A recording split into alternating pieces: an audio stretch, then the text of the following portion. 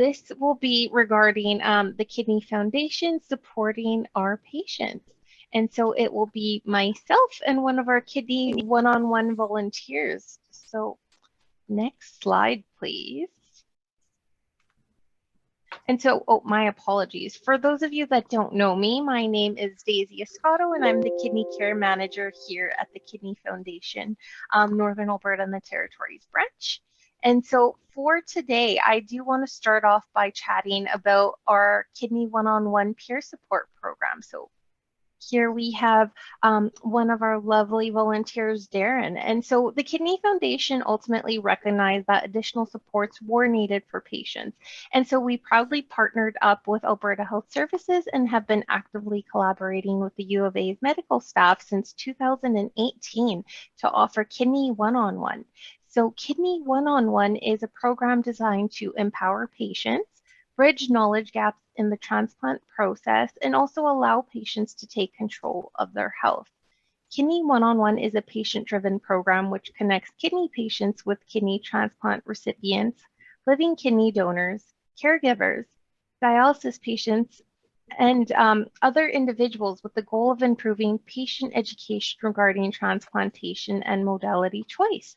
So as we just heard, the PACER group share with us, the Kidney One-on-One Peer Support Program is very important. Not only does it allow patients with the opportunity to chat with someone who has been there and has also understood a bit of their kidney journey, but it also helps us, the Kidney Foundation, to help advocate for changes as well. And so if you can move forward to the next slide, please.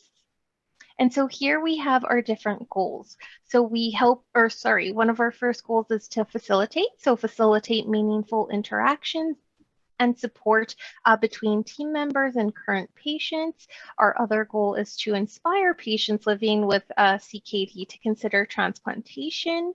Encourage. We work to encourage family and friends of patients living with CKD to pursue becoming a living kidney donor. And lastly, build. We work to build a sustainable network of enthusiastic, engaged, and passionate individuals motivated to drive chance and increase the rate of transplantation. Next slide, please. And so here you'll see, again, Kidney One-on-One volunteers are kidney donors, transplant recipients, individuals on all different modalities of dialysis, caregivers, and our newest addition is volunteers. So you no longer need to have a direct connection to kidney disease, but as long as you're passionate about the cause, you can very easily join our team. And so we are easily recognizable to the patients and the staff wearing our fashion forward vests. We wear these bright green vests, as you can see here. Thank you. And then I just want to highlight, so prior to COVID, we were going in center, again, wearing those vests. We were very noticeable and available to the patients. But due to COVID-19, it doesn't mean that Kidney One-on-One is not up and running. We are still fully functioning. We just operate a little differently. Volunteers are connecting with patients and their loved ones, either virtually or via telephone. So here with us tonight, we do have Monica my apologies, Limong, that will be sharing her journey with us here today.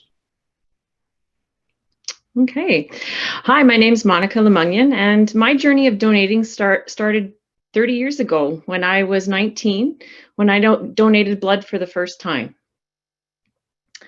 Fast forward 27 years to 2018, and I'm having lunch at work, and my cousin was on Facebook telling me about a teenage boy in Wetaskiwin who needs a liver transplant from someone who is an O positive blood type.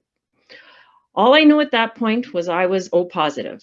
On this day, my cousin plants a seed in me that I will never forget, that changes my life forever.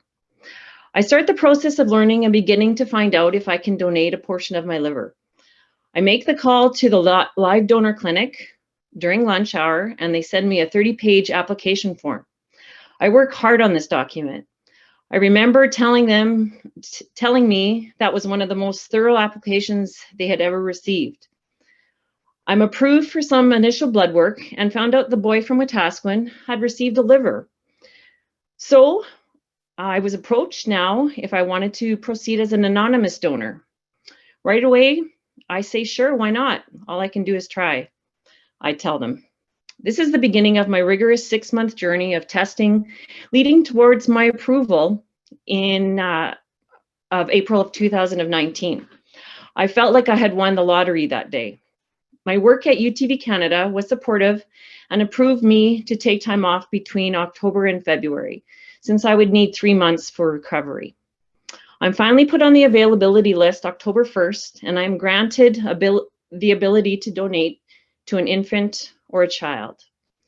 I believe it was October 2nd or 3rd, the nurse coordinator had called me that they had found a match. Wow, and we had all done it. I was booked for surgery at the end of October, and it was canceled since a deceased donor had come in. Deceased donors can help up to 8 people with their organs. And through the donation process, I found out that these donors take priority. So 3 weeks pass until I finally have surgery and all goes well.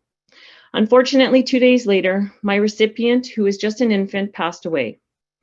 I had written a letter to the recipient and their family, which would have been given to them had they survived, and the family wanted to read it. I had told them, I know you think I have helped you, but I know that how much you have helped me. Going through trials and tribulations of mental health, I was the one who was blessed in this situation. Being healthy enough to give the gift of life and to be given this chance to do this was the best thing that could have ever happened to me. Even though the outcome isn't what the doctors or I wanted, I know we all tried our best. So now I am starting my next journey, beginning the process of trying to donate my kidney.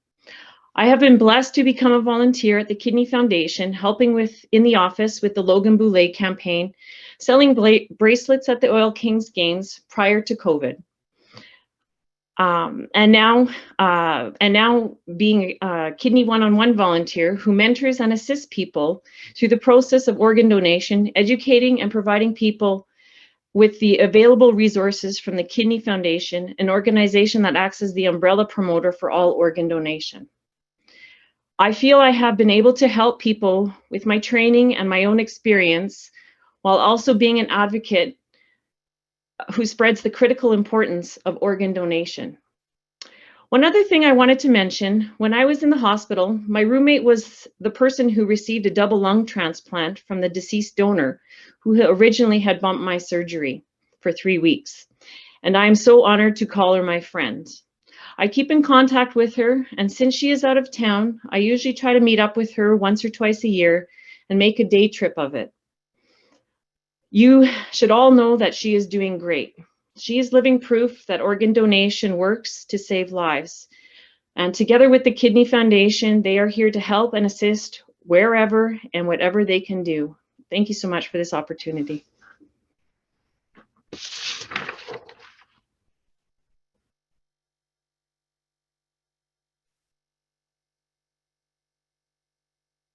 Thank you so much, Monica, for sharing a bit about your journey and also how you're now exploring to be a kidney donor. That's absolutely amazing. So if you could bear with me, I'm just going to get my presentation back up.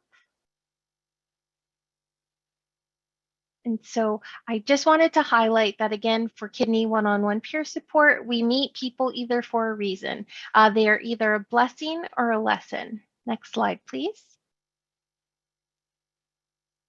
And I just quickly want to highlight, aside from our Kidney One-on-One peer support program, we do have various programs available to patients. And so one of our popular programs is our short-term financial assistance program. We do collaborate with the renal social workers. And here you could see the various ways that we've been here to help support kidney and transplant patients. We've helped pay for dental work. We've provided patients with access to grocery cards and renal-friendly weekend food baskets delivered straight to their door. We've helped pay for life-saving medication. We've helped pay for gas cards so that patients have the ability to get to dialysis. We also have our dialysis transportation program for individuals that do commute over 40 kilometers one way to get to dialysis. And we've helped pay for medical equipment. If there's any sort of outstanding bills, such as an ambulance ride or any sort of utility cost, we have stepped in to help pay for emergency living costs for patients. And so I just want to remind everyone here today, the Kidney Foundation is here for the kidney and transplant community. We have your back. If you are interested in learning about more of our programs, you can always reach out directly to me, and then we could just have a conversation about how that process looks. And next slide, please. And so we also have our LODERP program. So as Monica mentioned, being a living organ donor, we do have our living organ donor expense reimbursement program. We know that donors often face out-of-pocket costs, so we don't want there to be any sort of financial barriers. So this helps offset any out-of-pocket expenses, which includes reimbursement for travel, accommodations, parking, meals, loss of income, and most recently, we can even help support with COVID isolation. So just taking into consideration the current circumstances that we're in. Again, if you have questions about LODERP, you can always reach out to me. And next slide, please. And then we also have our home hemodialysis utility grant. So for individuals that are doing home hemodialysis, again, we recognize there are out-of-pocket expenses that do cause an increase in the electrical and water bills. So the Kidney Foundation is here to help support with reimbursement for that. And next slide, please. And then here you could see just a different variety of how the Kidney Foundation is here to help not only patients, but also their family members and caregivers. So we do have our online risk assessment. So anyone can take this online. It only takes a few minutes. We have our kidney community kitchen, which includes renal friendly recipes that shows the nutrition breakdown and also gives you the opportunity to reach out to a registered dietitian. And then travel, again, we know that travel is on a lot of people's minds. So we want to make sure that you're still able to do what you love, but do it safely. So if you want assistance with just figuring out how to travel while on dialysis, or if you're looking for tips and insurance info, again, you can reach out to our office here for more information. And again, I just want to indicate or share that we are behind you all the way. Here is my contact info. So if you have any questions or anything, you can note that down and then reach out directly to us with any questions that you may have.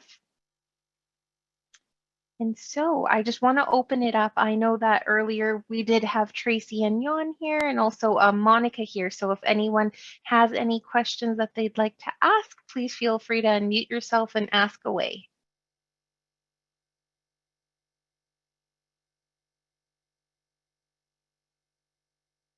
All right, well, if there's no questions, you have our contact info here, and then I will pass it over to Flavia. Thank you to all of the speakers and the patient partners and everyone. We really appreciate it. Again, if you do have any questions that come up, please forward them to us and we will get that response back to you.